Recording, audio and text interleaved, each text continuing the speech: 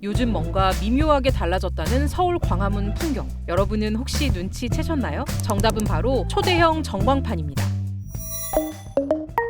최근 광화문 일대에 엄청난 크기의 디지털 전광판이 속속 등장하고 있습니다. 건물 양쪽 끝에 달려있는 거대한 전광판부터 한쪽 면이 둥글게 건물을 감싸는 전광판도 있고요. 심지어 몇십 층짜리 건물의 한쪽 면이 통째로 LED로 덮여 있는데요. 이렇게 새롭게 초대형 전광판을 달거나 공사가 진행 중인 건물이 올해만 벌써 4곳이고요. 내년까지 광화문 근처 건물 9곳에 이런 거대한 전광판들이 추가로 생긴다고 해요. 광화문을 접수한 초대형 전광판들, 온라인에서는 의견이 엇갈렸습니다. 오교 광고 전광판 너무 좋다 진짜. 한쪽은 과거, 한쪽은 미래 느낌이 확 대비돼서 좋음. 진짜 시각공예야. 광화문은 클래식해야 제맛인데. 실제로 크랩이 만나본 시민들 역시 다양한 반응이었는데요. 개인적으로 일단 화려한 게 예쁘다고 생각하고 눈이 좀 즐거운 느낌도 있는 것 같은데 한편으로는 너무 밝은 화면이 갑자기 나오면은 좀 놀랄 수도 있을 것 같다는 생각이 좀 드는 것 같습니다. 그동안의 미디어 파사드는 상업적이었는데 광화문 그래도 역사랑 통합해서 이렇게 같이 하니까 청판이나 새해에 대한 희망도 주고 좋은 의미라고 생각합니다. 첫인상으로는 굉장히 최첨단 사회 같고 멋져 보이고 화려할 수 있는데 요즘은 과해지지 않나 싶은 생각이 들거든요. 원치 않는 광고를 봐야 하는 그 스트레스도 좀 만만치 않은 것 같아요. 그런데 이런 초대형 전광판들 왜 갑자기 광화문에 이렇게 많이 생겼나 하고 봤더니 바로 종로구에서 진행하는 광화문 스퀘어 사업 때문이었는데요. 광화문 일대를 5개 전광판 규제를 풀어서 자유롭고 크게 조성을 해서 미국에 있는 뉴욕 타임스 스퀘어처럼 명소로 만들고자 하는 사업입니다. 건물 외벽에 전광판 설치하고 미디어폴 설치 계획도 있는데 검토해서 추진하려고 하고 있습니다.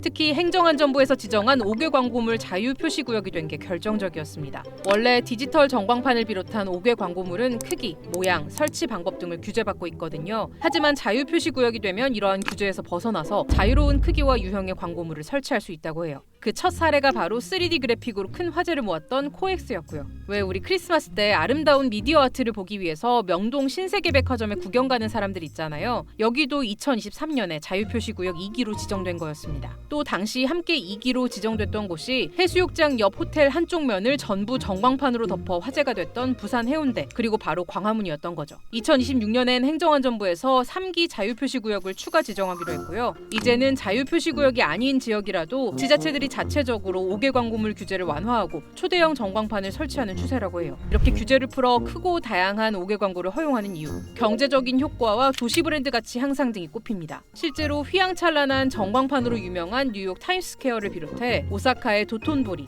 런던 피카딜리 서커스 모두 많은 관광객이 오가는 명소잖아요. 1기 자유표시구역이었던 우리나라 코엑스 일대에서도 여러 성과가 있었다는데요. 1기 자유표시구를 중심으로 좀 말씀을 드리면 한 1,577억 원의 매출 성과가 났어요. 이익이 10% 미만일 거라 생각했는데 26%의 순수하게 광고로 수익이 발생을 했고, 다양한 광고나 공공 콘텐츠, 미국이나 일본이나 중국에 수출돼서 한국형 콘텐츠가 우수한 사례들을 보여주고 도시의 정체성이라든가 창의적 아이디어들이 결집할 수 있는 그런 상징 공간으로 충분히 끌고 갈 수 있다. 이렇게만 들었을 때는 나쁘지 않은 것 같은데 반대하는 쪽에서는 전광판이 커도 너무 크다 보니 여러 불편을 초래한다고 이야기합니다. 무엇보다 가장 많이 나오는 반대 이유, 바로 빛 공해인데요. 전광판에서 뿜어져 나오는 강력한 빛 때문에 일상생활에 지장을 겪는다는 거예요. 실제로 서울 성수동에서는 무신사 매장에 달린 커다란 전광판 때문에 갈등이 빚어지기도 했어요. 야근하고 있으면 다 어둡잖아요. 번쩍번쩍하니까 천둥쳤나라는 생각이 계속 들고 창문 열어보고 막 이랬었거든요.